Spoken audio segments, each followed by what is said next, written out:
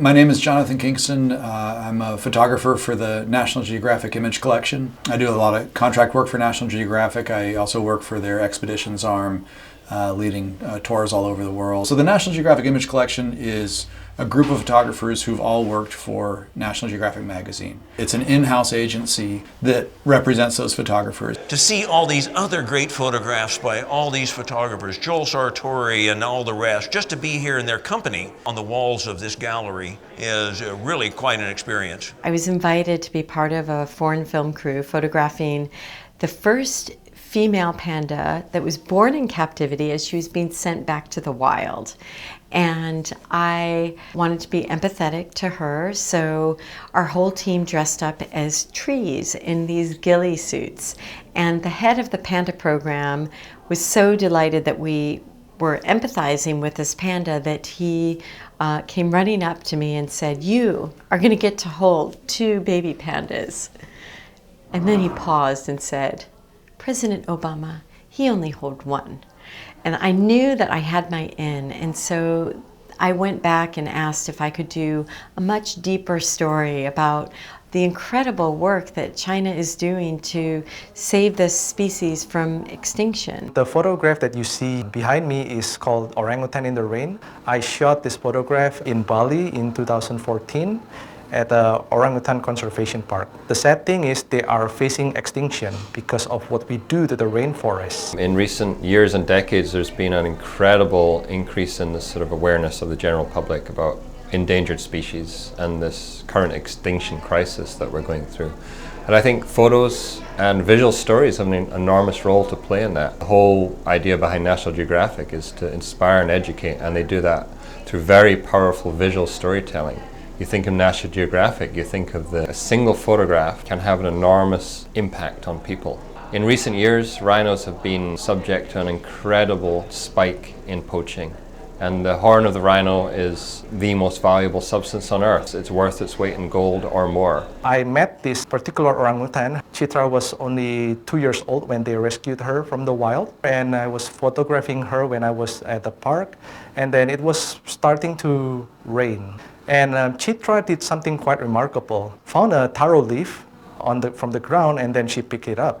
Chitra put the taro leaf on top of her head, and I took 3 shots of her. This is the first shot. This is the one that got published in National Geographic.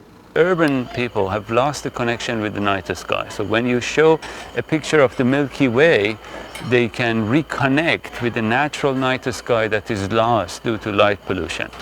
And that brings another part of myself and my career as a science journalist to put a story next to the image. So I always combine my images with a story and with a bit of science, a taste of science, not too much, but just a taste, to make a better understanding of what's up in the sky and how far we got disconnected from this part of nature. The heart wave, I've probably taken 20,000 images at that specific spot on the island of Molokai. And whenever there's a big storm up in the Bering Sea and there's big swell coming down from the north, all the sand washes away at this corner and it turns into a slope where the wave will wash up on the slope and then it'll wash back down at a high velocity and meet the incoming waves. And so you have these 2 waves meeting each other. National Geographic has been one of the great relationships of my life. I've been working for them for 33 years, and nobody else in the world gave us the opportunity to go see the world, to capture it, to communicate it, to bring it back in our photographs and share it with everybody else in the world. Every National Geographic photographer aims to preserve a part of nature. It's either about a lake, it's climate change, it might be about the pristine oceans, mountains and glaciers.